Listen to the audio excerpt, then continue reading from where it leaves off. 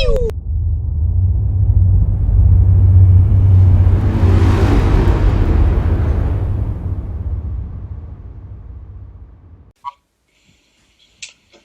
everybody. I'm Peter Duncan, editor of Sector 13, and I'm now going to talk to Mark McCann, who's just interviewed us, about some of his more recent work and what he's been doing over lockdown. Mark, I know a lot about this because you and I have been working together on a few things, but biggest thrill for me was seeing your work appear first in 2000 AD, working with our friend Glenn Fabry. How did that come about?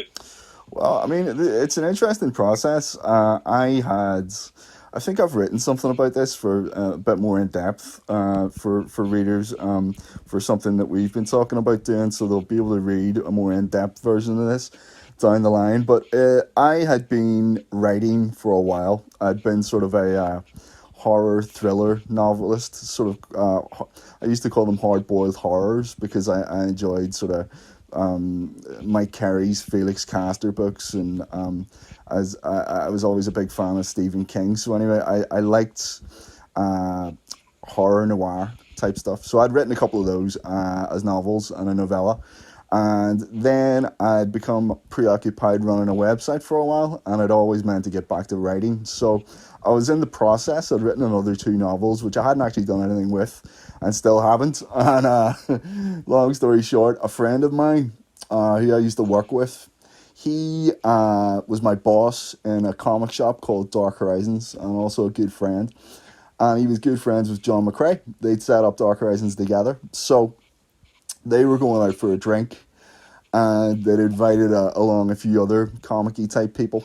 So I went over, and there was a guy there wearing a Juggernaut t-shirt drawn by Glenn Fabry, and I said, "Oh, that's a really nice Juggernaut t-shirt." And the bloke said, "Well, it ought to be because I drew it." And it turned out that was actually Glenn Fabry. So Glenn and I got talking, and we had a few drinks, etc. And Glenn swore blind he was gonna do me a future shock. So I came around to visit him with my hastily assembled future shock. Now, bearing in mind, I had no real massive desire to work in comics at this point. This was, in fact, I always had a desire. I just didn't think it was a possibility.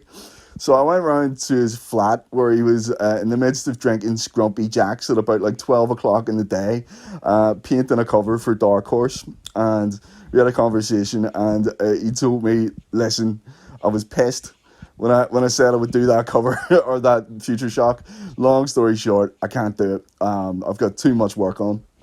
So I was like, "Oh, well, that's okay." So he pointed me in the direction of another young aspirant artist, Ryan Brown.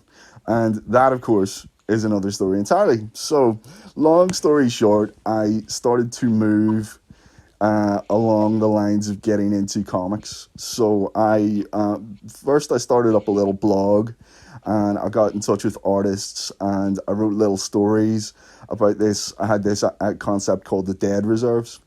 And so I had a couple of different artists, and we all sort of, we did 2 panel strips, and this was just a showcase that we had been an art writing team that had worked together, and we could take this to conventions and show editors, etc. It was a profile thing. So anyway, as I'm moving along, I've stayed in contact with Glenn, and Ryan and I eventually had started to collaborate on something. There was a lot of things happening peripherally, and then I would work in Sector 13, which was a massive turning point because it allowed me to take those guys that I'd been working on the Dead Reserves with and bring them with me over to a much more polished fanzine. So this thing was a lot more legit than my little blog, and it also gave me the editorial oversight that I feel like I'd been missing. I had people there who were going to be able to give me direction, give you hints on how to do things. So it was a wonderful process in terms of you got to work with other people and see how it was at ground level. So long story short, that ticked away in the background. I was submitting to 2000 AD, and my buddy Adam Brown had got a gig with 2000 AD doing covers. He's Ryan's brother. So I said, well, what's the odds you could, pitch us as a creative team to do a Future Shock? And he did. And subsequently, we got picked up. Amazingly, like, I mean, I'm not that amazed. His art's pretty phenomenal, but we got picked up, and I got my first Future Shock. So off the back of this, I got work with Comic House. I'm still working with Sector 13, and what would then happen was Glenn would approach me about doing a Future Shock for the Prague, and I'll not that lie, it was a massively protracted process in terms of actually getting it out. Because for various reasons, Glenn being a perfectionist was one of them, but also he's really fucking slow. So if you ever wonder why he's so good, it's because he takes ages, but he is really, he is a phenomenal art talent.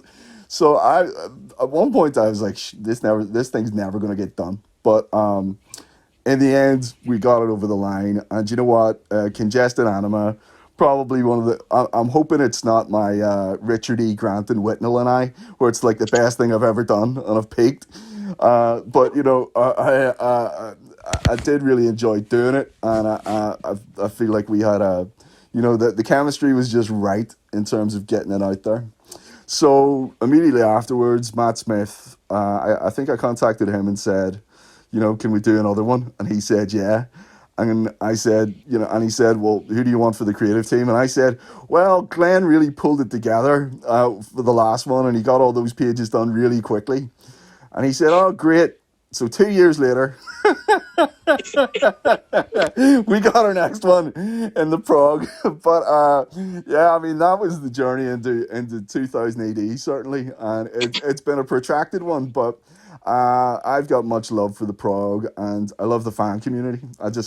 I consider myself to be ultimately just a fan. So it's a win for me in terms of, getting to see the process, getting to meet wonderful people who have an interest in comics. Obviously meeting you guys, getting to meet guys like Will, and that's the fun part for me. And the writing, also the writing. Everything else is a grind, but the writing and the people involved, the process, that's fantastic. And since 2000 AD, you find yourself a wee home in heavy metal. Yeah. And maybe not only in heavy metal, but around heavy metal. Yeah. One project that, for me, took shape in the coffee shop, Nero's Coffee Shop on the Ormo Road, Yep. was Never. That was something interesting. How's that going? And well, can you tell us that? Yeah, I mean, we're just talking about protracted comic book projects, which seems to be the story of my life. It's like a war of attrition to get anything done. But yeah, I mean, Never started out. I remember I always, and a lot of people hate this film, but I always really liked the movie Hook. And I like the idea that the Lost Boys had sort of went a bit feral after Peter Pan had left.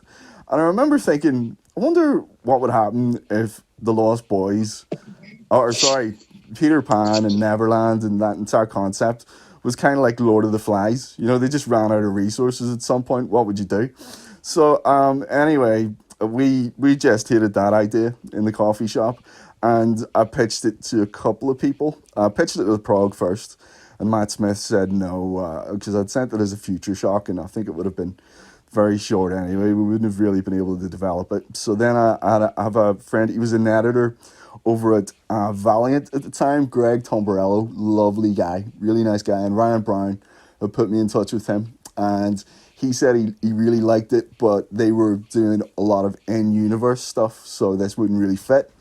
So what happened was Glenn had been on me to get a strip with heavy metal. So I'd been pushing, it must have been 6 months easily pushing to get a strip in heavy metal. And I'd been talking to one of the editors, Frank Forte, who again is a really nice guy. He's a storyboard artist, kind of like Will. He does all the HBO stuff. Cracker artist in his own right. Just a nice guy. And Frank and I had been talking, and a lot of the conversations were just about how much we like comics, really.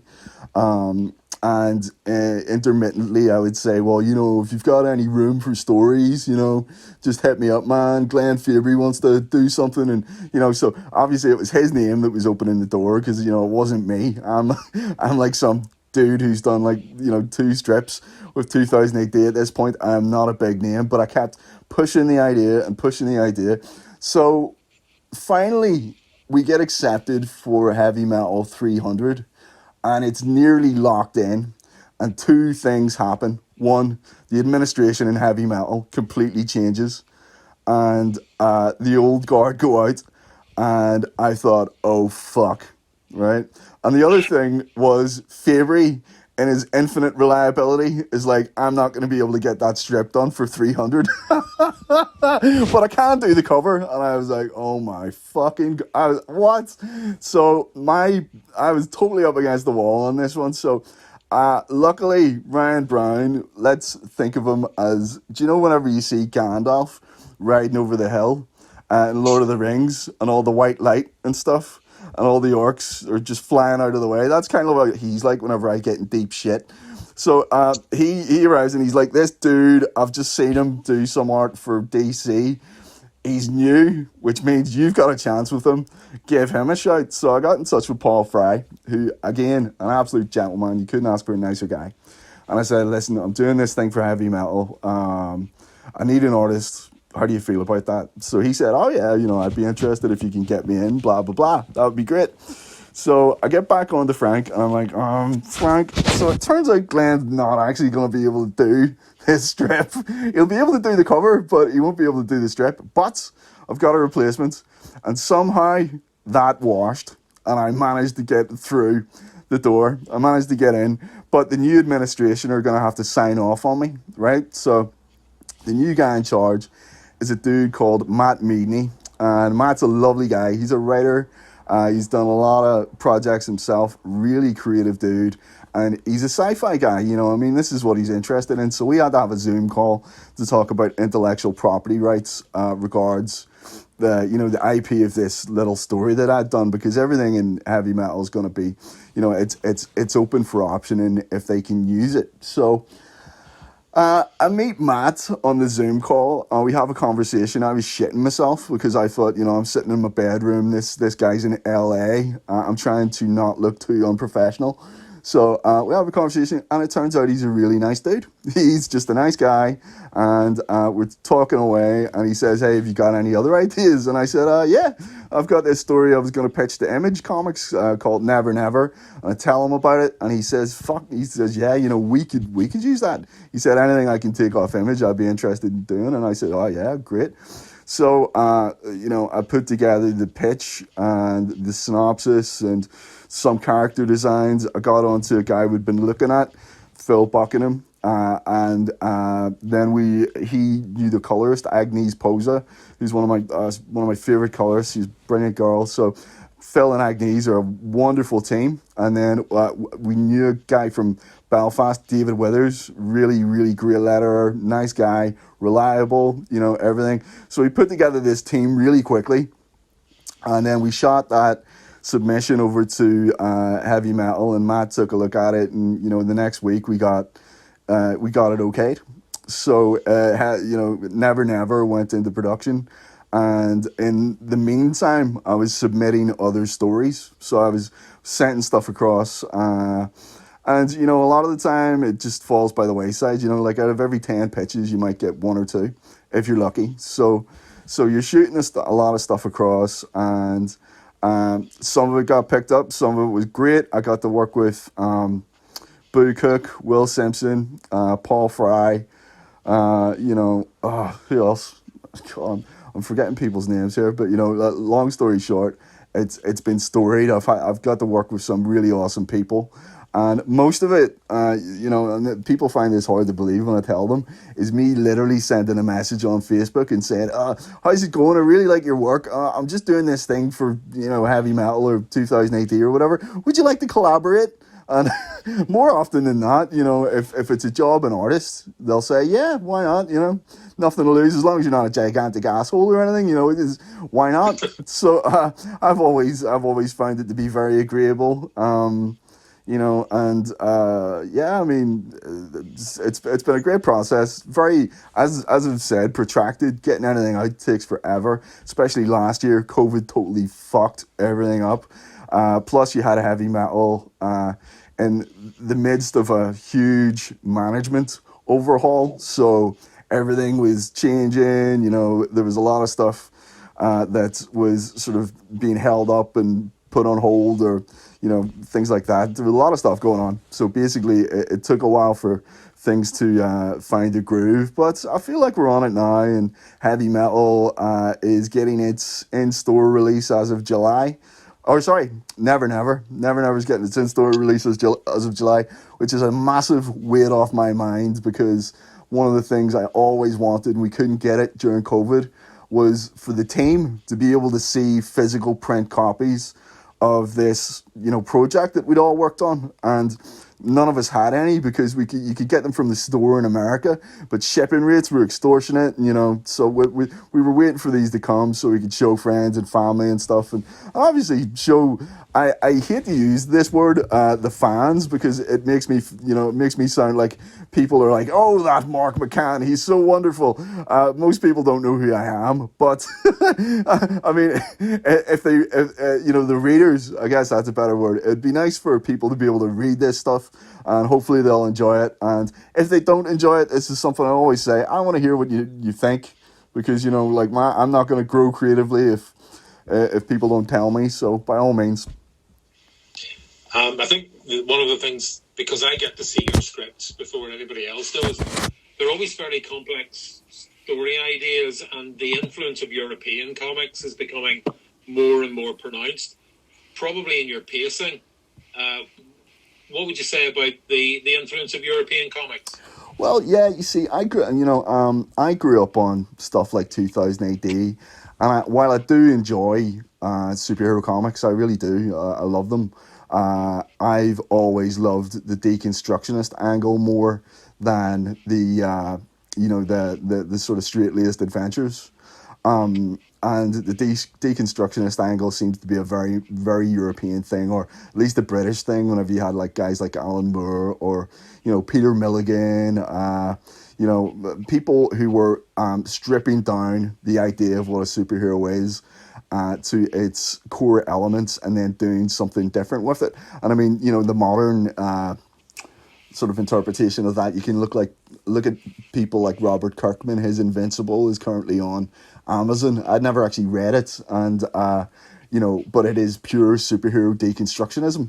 So, but that has its roots in the UK, and to an extent in Europe. And a lot of the European stuff I'd read was Jodorowsky stuff. I loved Jodorowsky. I'd read bits and pieces of Enki Bilal. I'd read a lot of heavy metal stuff, and that style, it was more of a pragmatic, less optimistic. There was something just more human about it. I don't know, it just resonated more with me. So whenever I'm writing, I find it very difficult to write the archetypal characters, maybe the sort of icons, because my immediate desire with those characters is to deconstruct them, to see what makes them tick. To write something straight laced doesn't interest me, and I mean, I think again that comes from my interest in philosophy. One of my key interests growing up was philosophy. I did my degree in philosophy, and it's the study of everything, really. As wanky as that sounds, it's ultimately about a search for knowledge. And a lot of that is taking things apart to see how they work. I haven't got the math for science, unfortunately. I've got dyscalculia, so I'll never understand maths, which means, physics and things like that will always be a complete mystery to me. I can understand them at a very lay level, but, to deconstruct them at any sort of grand level, at any mathematical level, is impossible. So I have to, work in the theories.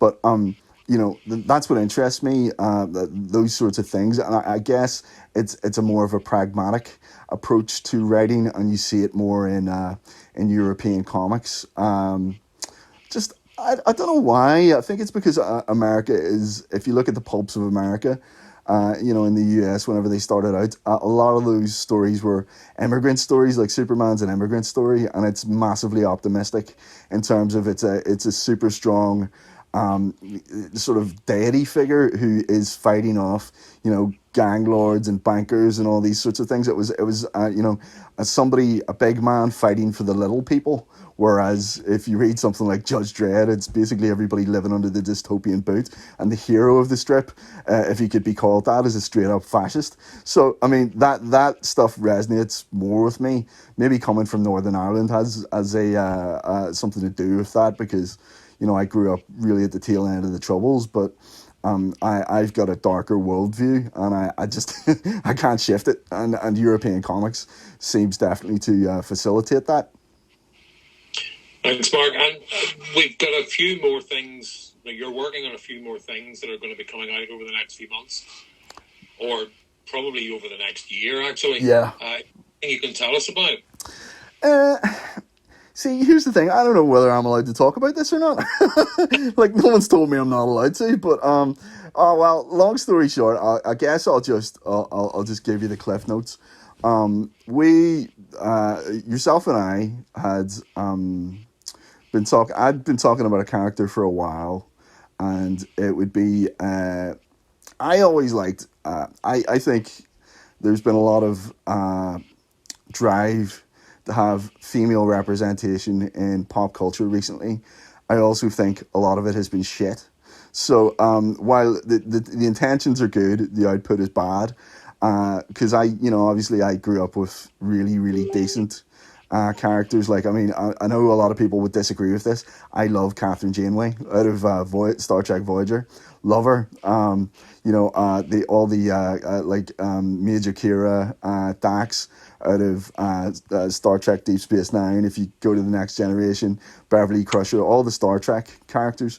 I feel like they were characters done right, who just happened to be female. Then you have obviously the Ellen Ripleys and the Sarah Connors, the sort of more action oriented. But here's the thing: I wanted to write someone like those women that I grew up with, who was really well rounded. They just happened to be a woman, and I wanted to write something complex and interesting and pulpy as well. So I came up with sort of a high concept for this particular character, who was going to be a female character, two female characters actually, and one of them is well, when I say one, I guess that's quite limiting, because she's a multi-dimensional entity in a sense. She is. She differs from version to version, but there's commonalities, and a lot of her variations, they all suffer from the same damage. Whereas the other character is a straight up very dark character, and she is equally as complex. And I just, I like buddy cop films. I like, films like 48 Hours. I love the sort of good cop, bad cop stuff in Game of Thrones, where you had Brienne of Tarth teamed up with Jaime Lannister. They didn't like each other, but sort of over time there was that grudging respect. It was the same with Arya and the Hound. I love that. It's a really good dynamic, and I thought, well, I want to do a story like this, and that's why I love sort of duo stories so much. I'm trying to think. It's like the Sweeney. Do you know what I mean? I love those sorts of characters that play off each other. So that's what this is. It's a pulpy sci-fi with a high concept with two female leads. Although the fact that they're female shouldn't matter. The main aim here is that they're just really good characters, and that's what I want people. I don't want people going, oh, this is a strong female character for the 21st century. I want them to go, this is a strong character. I really enjoyed it. You know what I mean? So here's hoping that comes off. The creative team's in place, which Peter, you're a part of. You're going to be editing it. And here's hoping it all goes off and everybody enjoys it, and we get loads more work out of it. And some nice hardback graphic novels or something. That would be nice. Well, that's the plan anyway, Mark. Yeah. Look, thank you very much. It's all right. Been a real pleasure to speak to you guys. We haven't managed to meet up very much, but hopefully with vaccinations all in place and the restrictions being limited, we'll get back together sometime soon. Sounds good to me. I can't wait. Probably sitting outside the bar, but thank you very much, and thank you everybody at Lawless for listening to us. It's been a pleasure. Thank you for listening to us as well, guys. Bye.